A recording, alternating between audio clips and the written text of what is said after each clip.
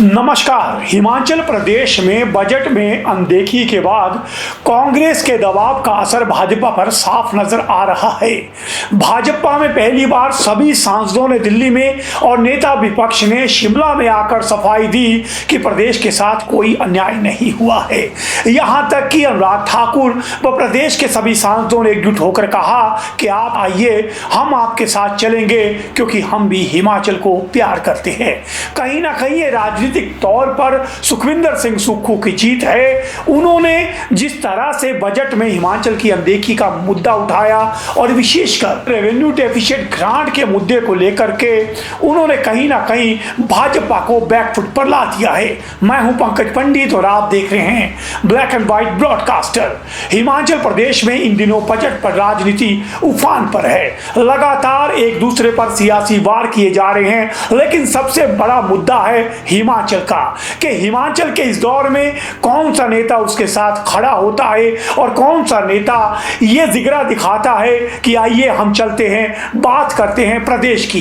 क्योंकि यहाँ सियासत बदलती रहती है, कभी कांग्रेस सत्ता में आती है, कभी भाजपा सत्ता में आती है, लेकिन ये जो आर्थिक स्थिति है इसका सीधा असर जो है प्रदेश की जनता पर होगा, ना कि किसी नेता विपक्ष पर। आपको बता दूं, प्रदेश में सबसे बड़ा जो झटका जो लगा है वो रेवेन्यू डेफिसिट ग्रांट का बना है और इसी को लेकर सुखविंदर सिंह सुक्खू पूरी तरह से भाजपा पर हमलवार हो गए हैं। उनके निशाने पर सबसे अधिक प्रदेश के 7 सांसद हैं कि उन्होंने हिमाचल के हितों को लेकर बात क्यों नहीं कही। सुक्खू ने साफ कहा, मैं दिल्ली गया, हर जगह मैंने बात उठाई, लेकिन हमारी बात सुनी नहीं गई। और ये बात उन्होंने इतनी मजबूती से उठाई कि भाजपा जो लगातार कांग्रेस पर हमलवार थी उसे भी कहीं ना कहीं खुलकर सामने आना पड़ा और कहना पड़ा कि इस मुद्दे पर हम बात करने को तैयार है, आइए चलो दिल्ली चलते हैं। लेकिन ये सियासी वार और पलटवार जारी है और प्रदेश की आर्थिक सेहत ठीक करने के लिए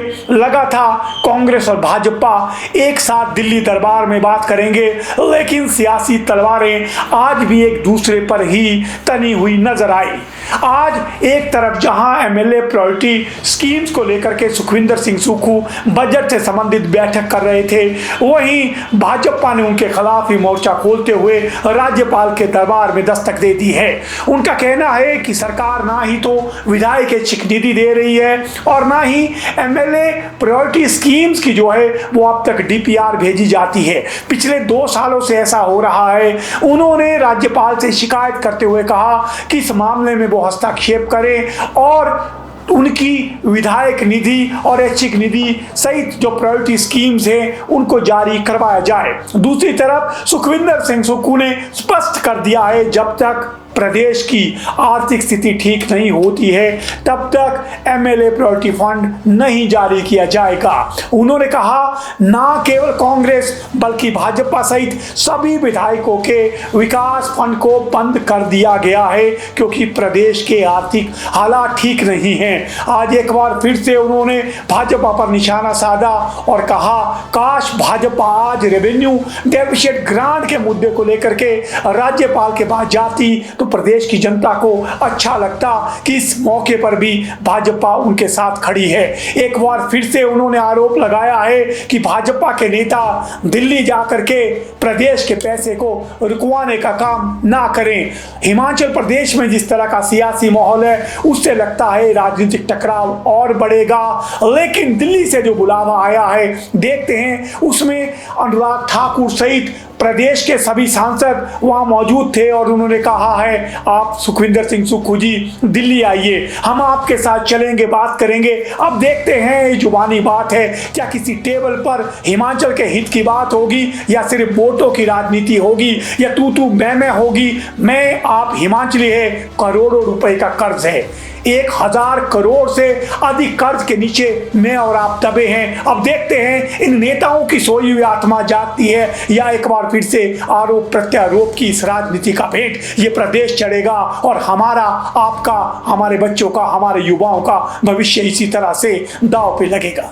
मैं हूं पंकज पंडित और आप देख रहे थे ब्लैक एंड व्हाइट ब्रॉडकास्टर।